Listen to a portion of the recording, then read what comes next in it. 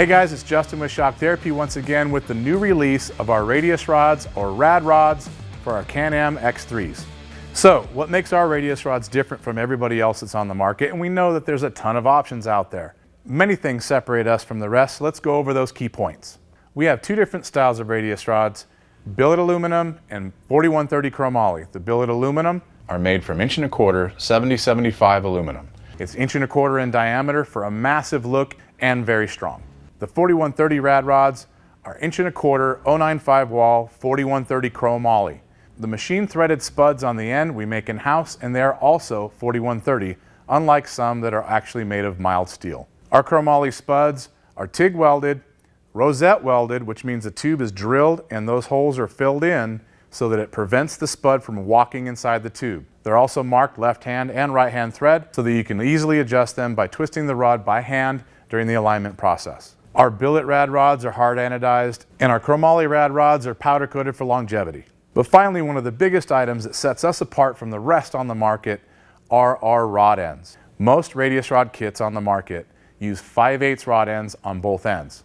This 5/8 size is fairly standard for the industry, but it's also a major contributor to how those rod ends wear out quickly on most kits.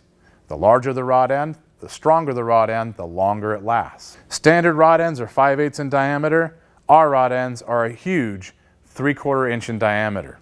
Another component of the rod end that makes a huge difference in longevity and strength is the quality of the rod end to begin with. There are many different styles of rod ends, but I can narrow it down to the two that are most commonly used. The standard on the market is an injection rod end which uses polyurethane to hold the ball inside the case. Even though these are standard on the market, they're very weak and tend to blow the urethane out of the rod end right away, which causes squeaks and premature wear. The more expensive style of rod end that most of the race teams use is a Teflon lined rod end that doesn't use any urethane. This Teflon liner lasts 2 to 3 times longer. The rod end is rated 2 to 3 times stronger, and since it lasts longer, that means it never squeaks. The reason this rod end isn't a standard issue for most people in the market is because these Teflon lined rod ends are 2 to 3 times the cost. So instead of just telling you about it, let's physically show you the difference between the rod ends. These are all 5/8 rod ends lined up in a row.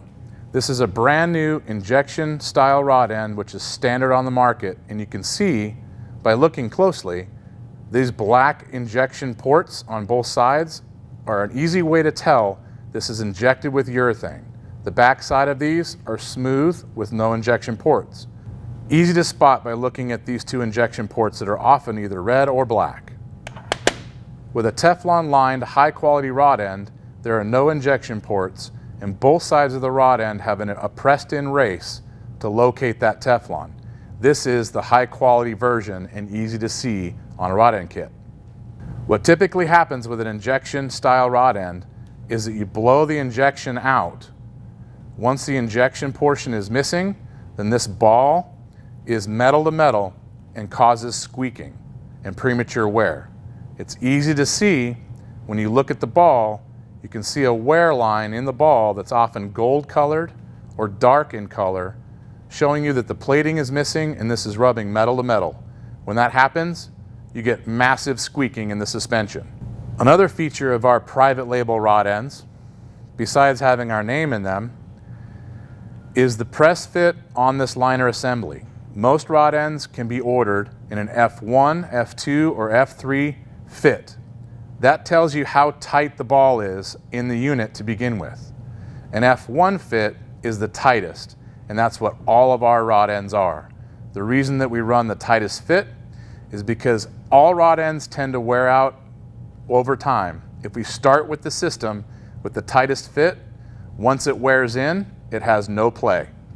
If you start with a system that has an F3 fit or a loose fit, the second that it wears out, it's easy to move without any resistance, which promotes premature wear. One thing that's easy to see when you compare rod ends to each other is the size. These are all 5/8 rod ends, and this is a 3/4 inch rod end compared to standard industry size. Nobody runs 3/4 inch rod ends but us. The main reason is the cost in the component. Along with the other materials in the rad rods, these kits come with high quality stainless steel spacers. There are no steel spacers in this system to rust and stick inside the rod end, causing problems when you go to service the kit.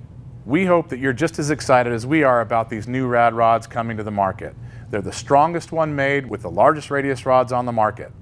This translates to radius rods that do not bend, don't break, and don't wear out like the standard ones do. To give you an idea of how much of an improvement this system is over the standard, most race teams run 5/8 rod ends on their race cars. They replace those rod ends every single race. We've been running this exact kit on our race car without changing them for a full season. It is a drastic change in strength and longevity. So if you want the highest quality parts on your X3, contact us at 623-217-4959 or at our website at chalktherapist.com.